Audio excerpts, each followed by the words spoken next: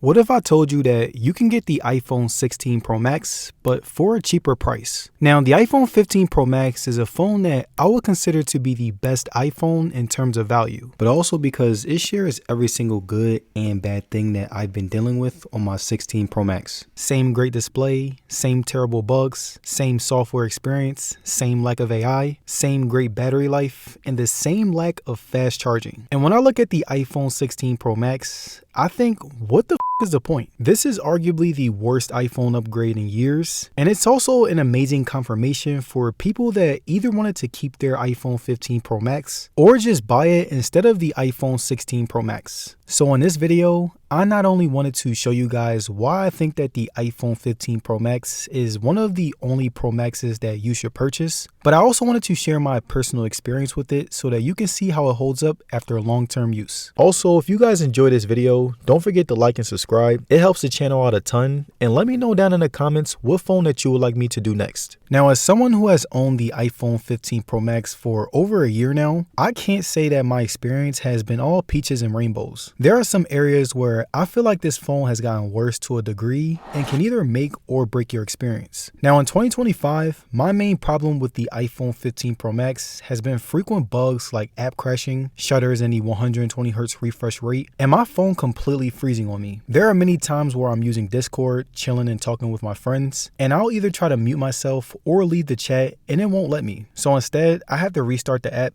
join the Discord again, and then mute or leave the chat. There's another bug where I'll just be constantly switching between apps, like I'm researching my bets on FanDuel while also trying to browse to see how the player is doing to know if I should bet on them or not, and my iPhone will completely freeze on me, causing me to restart my phone. And there are even times where I'm texting my friend in my group chat or scrolling through an app like Twitter, and my phone will just quit the app out of nowhere, causing me to pull it up again and refresh my timeline, so I missed out on what I was reading. Another issue that I've been dealing with my 15 Pro Max has been macro mode within the camera. Not only does it change the color and tone of my picture, making it look more bland, but it also lowers the quality by adding this unnecessary green. Now, Apple has done a great job by letting you remove it, which is something that you couldn't do on older iPhones, but it defeats the purpose when the standard camera can't even focus on anything close, so it practically makes you have to put up with the shitty macro mode. But yeah, those are pretty much all of my major problems with the iPhone 15 Pro Max after a year of use. And I might sound crazy, but despite the problems that I've been experiencing,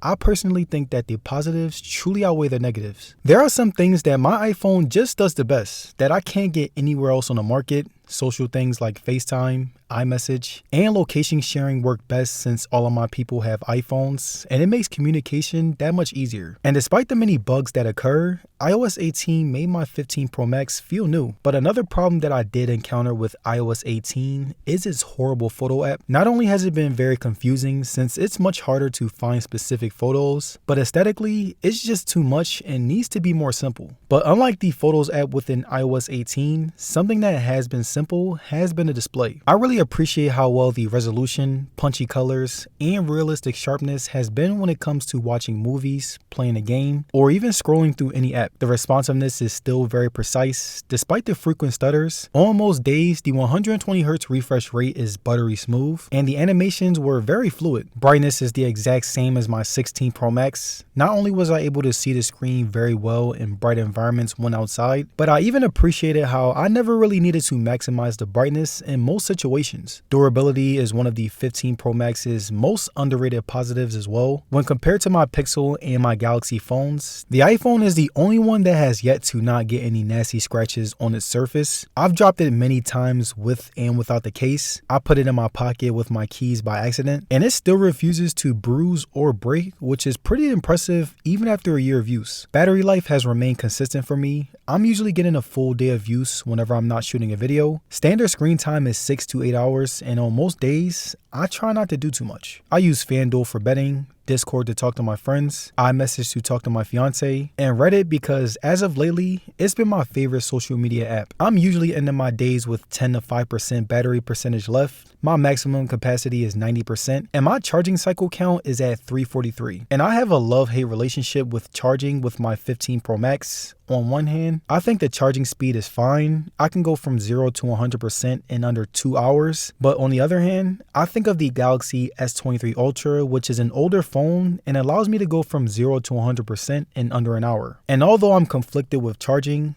I think I've come to really appreciate MagSafe over the past year. I get to charge my phone on the go. I get great cases that give me practicality. And I get great chargers that allow me to charge multiple devices at once. And now when it comes to iPhones, it's pretty much a criminal offense to not talk about the camera. And just like the first time I used it, the iPhone 15 Pro Max is still able to take some high quality selfies, everyday pictures, night mode photos, and the best videos in the smartphone market. I feel like the 15 Pro Max gives me great realism while everyday pictures were no different. Again, the realism is out of this world, especially in environments like nature, inside the house, or any other infrastructure, and even nice buildings around town. Night mode was superb as well. When compared to my Pixel or even my Galaxy, the iPhone had better artificial lighting, the pictures were more clear, and I think it just took better pictures overall. I also thought the same thing when it came to videos, but I do think that the 15 Pro has a more natural feel to it. Even when outside, it handles natural lighting much better, the sharpness is more authentic, and I stand by my opinion that the iPhone takes the best video, not to also mention that the photos